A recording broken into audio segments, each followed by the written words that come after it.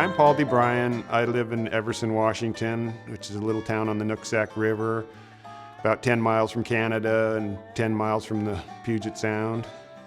I live in this area mainly because I stumbled upon it and I love it. Both my parents were born here and lived here as kids, and I kind of came back to the area and developed a relationship with the county as I was becoming a falconer. It all kind of worked out. Part of who I am in this area. I kind of came to it in a different sort of way than a lot of falconers. The average falconer is a hunter type, and then they evolve into falconry, where I was more of a bird watcher, scientist, raptor biologist, if you will.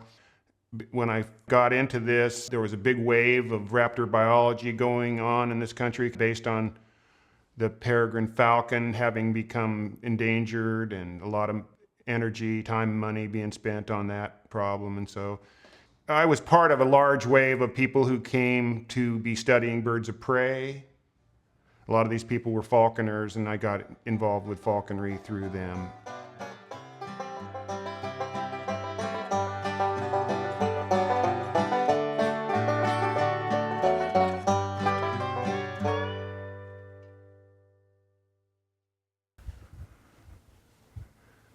Here's Ollie. He's the young boy. He's a young Gyrfalcon male, just recently tamed down. He's what we call a parent-raised bird, which he was raised up by two adult Gyrfalcons, so he's not imprinted on me. He's a little on the wild side. He's just starting to tame down for the training process.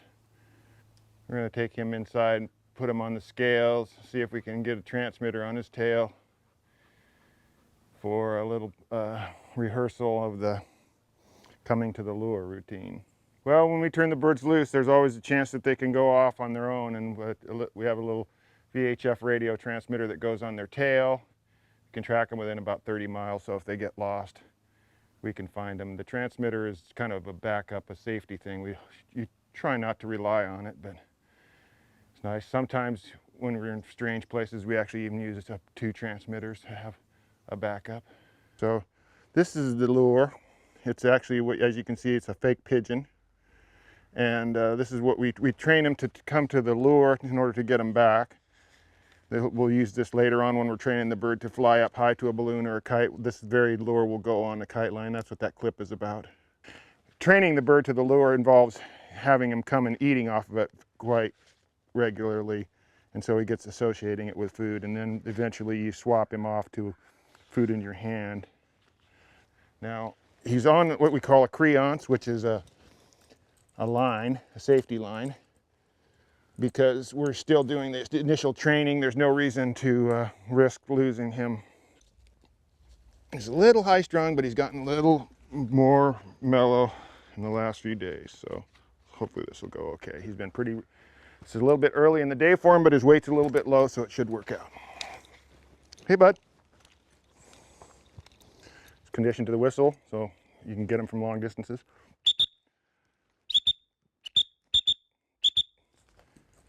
Yeah, good boy, good work. Oh, good work. Huh? Yeah, you did that part. Now come on up the fist. Come on. Come on. Yeah, good work. Oh, yeah. Falconry is a big commitment. There's no two ways about it. It is not a normal hunting sport. It's not like a shotgun where you can just stand this thing up in the corner for the whole off season and get it out in the fall and go out hunting.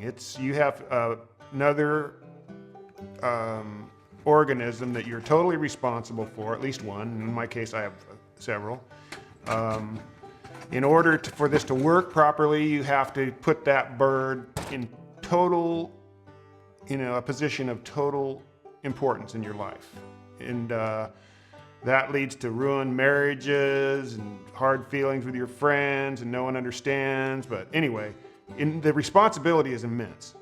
If you have a bird of prey in your care, it has to be have total dominance of your life. That's the only way it works, and you have to be totally responsible for its care and feeding. You have to be willing to take it to the vet in the middle of the night if you have to, or turn it loose if that's what's best. Or yeah, it's a tremendous responsibility, and I think that's one of the reasons that I do it. It's because we have some kind of an innate need to be into animal husbandry. That's who we are as a species, and it dictates how you live your life, where you live, what kind of a job you take, who you live with, who your friends are. It's, you know, it's all pretty all-consuming. Certainly the person that it affects the most besides me is my wife, the woman I live with and have for close to 35 years. She's been with me ever since I've been a falconer and before I was a falconer, so she pretty much understands it. That's kind of the #1 priority in my life over everything else. Usually don't fight about falconry anymore. I mean, there's certainly, it's come up, but you know, she gets real sick of it by the end of the 107-day hunting season. She's ready to never talk to me again, but you know, she comes out of it pretty quick.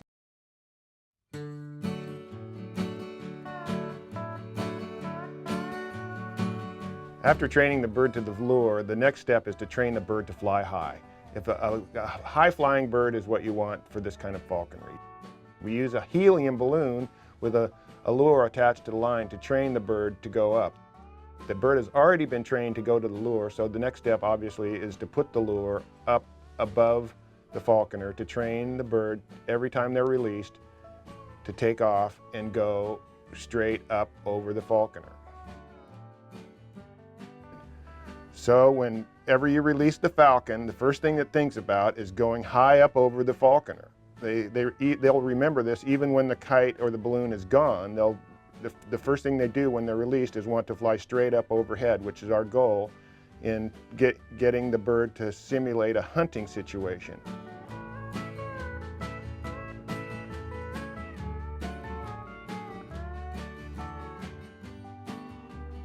Once the falcon is taught to go high up over the falconer and the balloon or the kite is removed, then we'll start introducing game down below and to simulate the actual hunt style that we're going for.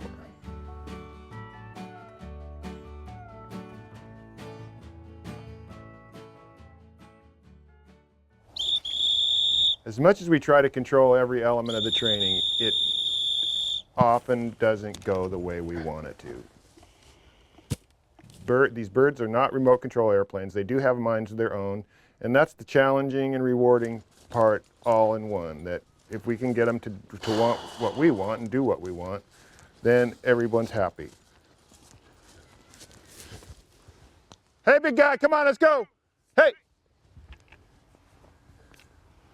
Yeah, like I say, this is the first time that he hasn't actually just stuck with the training and waited on and came down to the lure. It's the first time he sat in a tree. It's actually the first time he sat, period. And what, we've been doing this for about 2 months now, so can't complain about that. Can't hardly count on having a nice day like this, so I really did nothing with his weight. But so far I've just been feeding him all he wants every day, and it's kind of might be catching up with me here a little bit. Hey!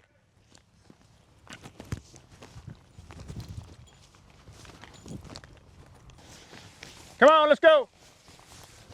The worst thing is if the bird doesn't come back and has to spend the night out, and then you have a sleepless night and have to go out and get it the next morning or chase it all over the county. But in a structured and controlled training situation, it rarely, that kind of thing rarely happens. Oh, come on, you. Hey, come on! Forget that! Hey!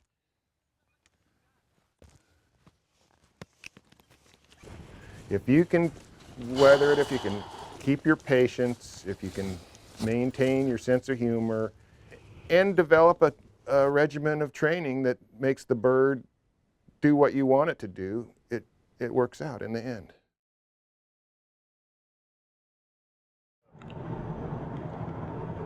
Talk a little bit about what's a good hunting spot. Basically, we're looking for birds in really small water, because if the ducks see the falcon in the air, they don't want to fly. They know they're safer in the water than they are in the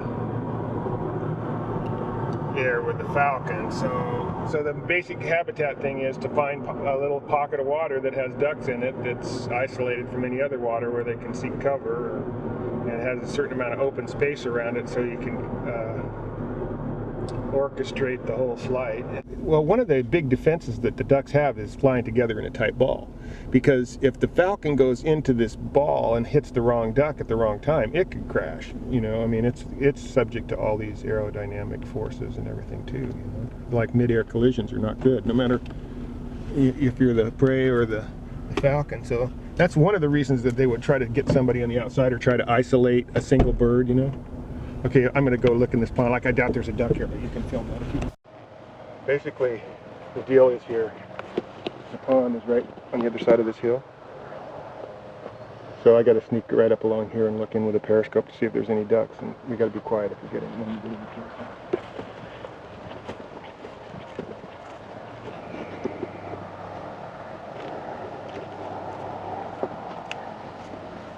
It's loaded.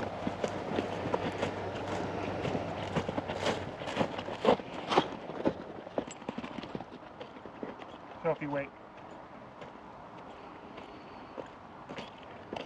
So there's a chance that he'll put the ducks back in the water, and then we'll back off and let him go back up. You probably don't have to. Once he puts those ducks in the water, they're not going anywhere unless Sophie and I are forcing them back out. So you can kind of stay in position and film whatever's going on.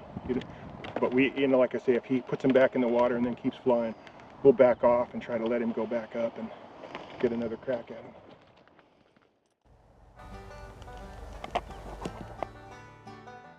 Okay, once the bird is flying and is coming, actually attacking or stooping at the duck, it all happens very fast. They've been clocked at over 200 miles an hour, and on a good stoop and a good hit, you can't even see what happens at the bottom. It all happens so fast. All of a sudden, miraculously, the duck is caught by the falcon.